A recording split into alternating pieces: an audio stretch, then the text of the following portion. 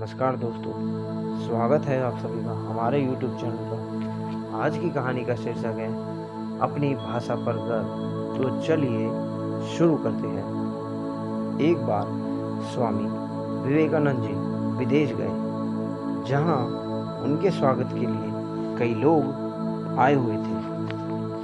उन लोगों ने स्वामी विवेकानंद की तरफ हाथ मिलाने के लिए हाथ बढ़ाया और इंग्लिश में हेलो कहा, जिसके जवाब में स्वामी जी ने दोनों हाथ जोड़कर नमस्ते कहा।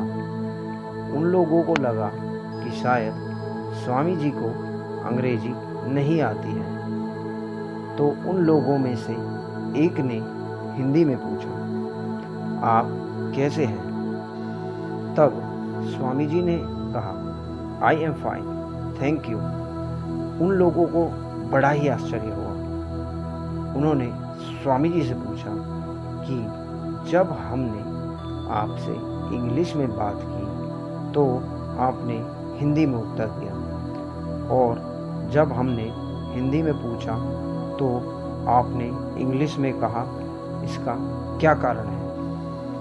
तब स्वामी जी ने कहा, जब आप अपनी माँ का सम्मान कर रहे थे तब मैं अपनी माँ का सम्मान कर रहा था, और जब आपने मेरी माँ का सम्मान किया तब मैंने आपकी माँ का सम्मान किया। यदि किसी भी भाई बहन को इंग्लिश बोलना या लिखना नहीं आता है तो उन्हें किसी के भी सामने शर्मिंदा होने की ज़रूरत नहीं है, बल्कि शर्मिंदा तो उन्हें होना चाहिए जिन्हें हिंदी नहीं आती है, क्योंकि हिंदी ही हमारी राष्ट्रभाषा है।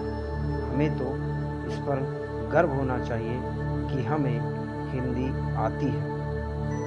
क्या आपने किसी देश को देखा है जहां सरकारी काम उनकी राष्ट्रभाषा को छोड़कर किसी अन्य भाषा या इंग्लिश में होता हो?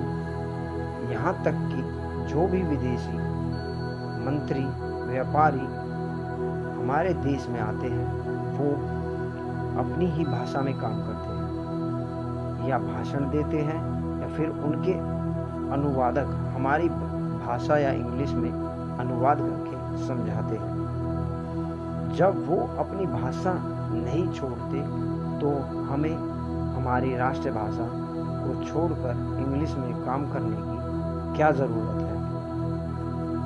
तो साथियों, हमें अपनी भाषा को लेकर कभी भी शर्मिंदा नहीं होना चाहिए। तो आप सभी को यह कहानी कैसी लगी कृपया करें हमें कमेंट, शेयर, लाइक करके ज़रूर बताएं। धन्यवाद।